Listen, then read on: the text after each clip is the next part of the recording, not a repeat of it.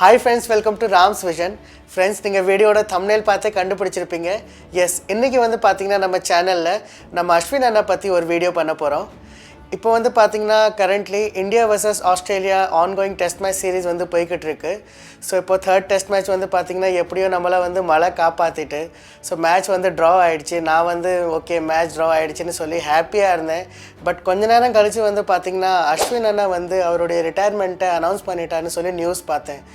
அதை பார்த்தோன்னே வந்து பார்த்திங்கன்னா எனக்கு ரொம்பவே ஷாக்கிங்காக இருந்தது. என்னடா இது திடீர்னு இப்படி அஸ்வின் அண்ணா வந்து இப்படி ரிட்டையர்மெண்ட் அனௌன்ஸ் பண்ணிட்டாருன்னு சொல்லிட்டு.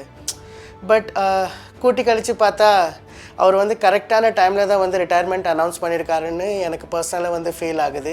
ஏன்னா வந்து பார்த்திங்கன்னா இப்போ வாஷிங்டன் சுந்தர், அக்ஷர் பட்டேல், குல்தீப் யாதவ் இப்படின்னு சொல்லி நிறைய ஸ்பின்னர்ஸ் இருக்காங்க. ஸோ யங்ஸ்டர்ஸ்க்கு வந்து நிறைய சான்சஸ் கிடைக்கும் இல்லையா? ஸோ அவங்க வந்து இன்னும் க்ரூம் ஆவாங்க.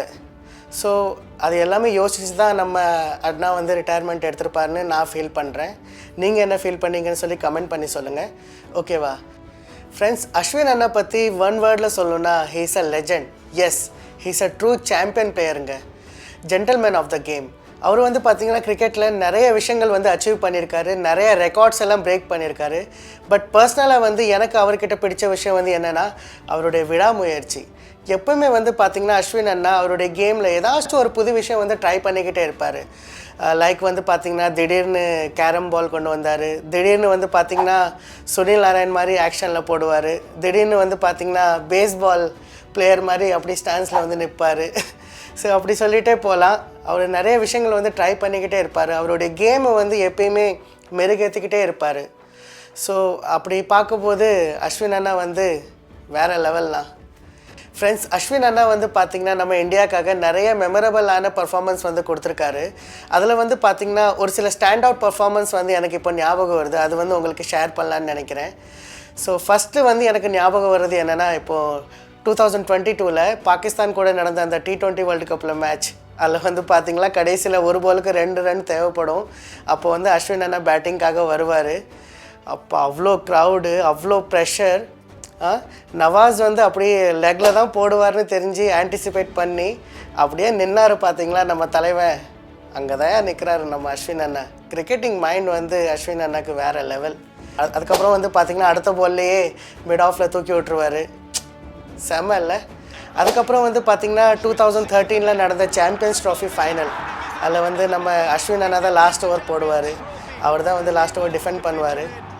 அதில் நம்ம ஃபைனல் நம்ம வின் பண்ணிடுவோம்.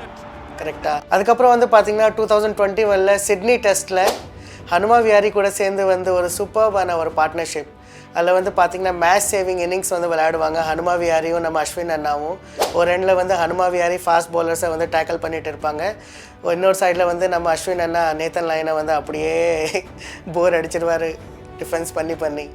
ஸோ அது வந்து மேட்ச் சேவிங் இன்னிங்ஸ் செம்மையாக விளையாண்டுருந்தார். அதில் வந்து அவருக்கு இன்ஜரி கூட இருந்தது. பட் அதையெல்லாம் பொருட்படுத்தாமல் செம்மையாக வந்து பேட்டிங் பண்ணாருங்க. அதுக்கப்புறம் வந்து பார்த்திங்கன்னா இன்னொரு மேட்ச்சு ஃபியூ இயர்ஸ் பேக் வந்து பார்த்திங்கன்னா இங்கிலாந்து கூட டெஸ்ட் சீரீஸ் நடந்துச்சு இந்தியாவில். அதில் வந்து பார்த்திங்கன்னா மொதல் டெஸ்ட் வந்து நம்ம தோன்றிருப்போம். ரெண்டாவது டெஸ்ட் வந்து பார்த்திங்கன்னா சென்னையில் நடக்கும், சேப்பாக்கில். அந்த பிச்சில் வந்து பார்த்திங்கன்னா அவ்வளோ டர்ன் ஆகும். அதில் அந்த பிச்சில் வந்து பார்த்திங்கன்னா நம்ம அஸ்வின் அண்ணா வந்து செஞ்சுரி அடிப்பார். ஞாபகம் இருக்கா? இப்போ வீடியோவில் வந்து பின்னாடி ஸ்க்ரீனில் நான் உங்களுக்கு காட்டிடுறேன், உங்களுக்கு ரீகால் பண்ணிக்கலாம். ஸோ இந்த மாதிரி வந்து ஃபியூ ஸ்டாண்ட் அவுட் பர்ஃபார்மன்ஸ் வந்து எனக்கு ஞாபகம் இருக்குது. இந்த மாதிரி நிறையா அவர் பர்ஃபார்மன்ஸ் கொடுத்துருக்காரு. உங்களுக்கு ஞாபகம் வந்துச்சுன்னா நீங்கள் வந்து கமெண்ட் பண்ணி சொல்லுங்கள். ஓகேவா? ஸோ இந்த மாதிரி அஸ்வின் அண்ணாவை பற்றி பேசணுன்னா பேசிக்கிட்டே இருக்கலாம், நிறைய விஷயங்கள் இருக்குது. பட் இப்போ வந்து நான் அவருடைய சில ஸ்டாட்ஸ் பற்றி உங்களுக்கு சொல்லலான்னு நினைக்கிறேன். ஓகேவா? So just a minute. Friends, நம்ம அஸ்வின் அண்ணா வந்து பார்த்திங்கன்னா இந்தியாவுக்காக 106 டெஸ்ட் மேட்சஸ் விளையாண்டுருக்காரு. அதில் வந்து பார்த்திங்கன்னா 537 விக்கெட்ஸ் எடுத்திருக்காரு. இந்தியாவிலே வந்து பார்த்திங்கன்னா ஹையஸ்ட் விக்கெட் டேக்கர் வந்து அனில் கும்ப்ளே. அதுக்கப்புறம் வந்து 2வது இடத்துல நம்ம அஸ்வின் அண்ணா தான் இருக்கார். ஓடிஐஸில் வந்து பார்த்திங்கன்னா 116 மேட்சஸ் விளையாண்டுருக்காரு. அதில் 156 விக்கெட்ஸ் வந்து எடுத்திருக்காரு. அண்ட் வந்து பார்த்திங்கன்னா இப்போ டெஸ்ட் மேட்சஸில் 5 விக்கெட்ஸ் ஆல் வந்து பார்த்திங்கன்னா 37 டைம்ஸ் எடுத்திருக்காங்க. ஸோ முத்தையா முரளிதரனுக்கு அப்புறம் வந்து பார்த்திங்கன்னா நம்ம அஸ்வின் அண்ணாவும் அண்ட் ஷேன் வார்ன் இவங்க 2 பேர் தான் வந்து 37 டைம்ஸ் வந்து 5 விக்கெட்ஸ் ஆல் எடுத்திருக்காங்க. அதுக்கப்புறம் வந்து பார்த்திங்கன்னா பிளேயர் ஆஃப் த சீரீஸ் வந்து பார்த்திங்கன்னா 11 டைம்ஸ் வாங்கியிருக்காங்க டெஸ்ட் மேட்சஸில். இது வந்து பார்த்திங்கன்னா முரளிதரனுக்கு ஈக்குவலாக இருக்குது. ஸோ யோசித்து பார்த்துக்கோங்க. டெஸ்ட் கிரிக்கெட் ஹிஸ்ட்ரியிலேயே வந்து பார்த்திங்கன்னா நம்ம அஸ்வின் அண்ணா தான் முரளிதரனுக்கு ஈக்குவலாக highest number of player of the series award வந்து வாங்கியிருக்காங்க. அதுக்கப்புறம் வந்து பார்த்திங்கன்னா அஸ்வின் அண்ணா எப்போயுமே வந்து லெஃப்ட் ஹேண்டர்ஸ்க்கு வந்து ஒரு நைட்மேர் தான். இது வரைக்கும் டெஸ்ட் கிரிக்கெட் ஹிஸ்ட்ரியில் டெஸ்ட் கிரிக்கெட்டாக இல்லை இன்டர்நேஷ்னல் கிரிக்கெட்டில் ஐ திங்க் எனக்கு சரியாக தெரியல. நான் ஏதாச்சும் தப்பாக சொல்லியிருந்தேன், நீங்கள் ப்ளீஸ் கமெண்ட் செக்ஷனில் என்ன கரெக்ட் பண்ணிடுங்க. ஹையஸ்ட் நம்பர் ஆஃப் லெஃப்ட் ஹேண்டர்ஸை வந்து டிஸ்மிஸ் பண்ணது வந்து நம்ம அஸ்வின் அண்ணா தான். 268 விக்கெட்ஸ் எடுத்திருக்காருன்னு நினைக்கிறேன். அதுக்கப்புறம் வந்து பார்த்திங்கன்னா இவர் வந்து டோட்டலாக 6 செஞ்சுரிஸ் அடிச்சிருக்காரு டெஸ்ட்டில்.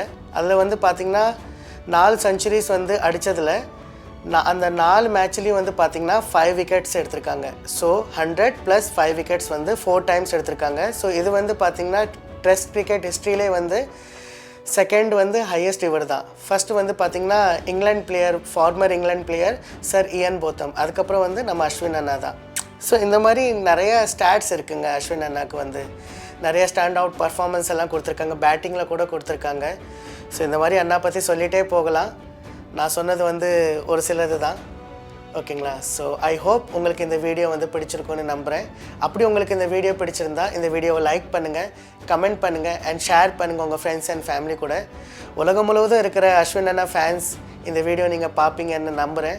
அப்படி நீங்கள் இந்த வீடியோ பார்த்தீங்கன்னா இந்த வீடியோவை வந்து எல்லாருக்குமே ஷேர் பண்ணுங்கள். முக்கியமாக இந்த வீடியோ வந்து நம்ம அஸ்வின் அண்ணாவுக்கு வந்து ரீச் ஆகணும். அது வரைக்கும் ப்ளீஸ் ஷேர் பண்ணிடுங்க.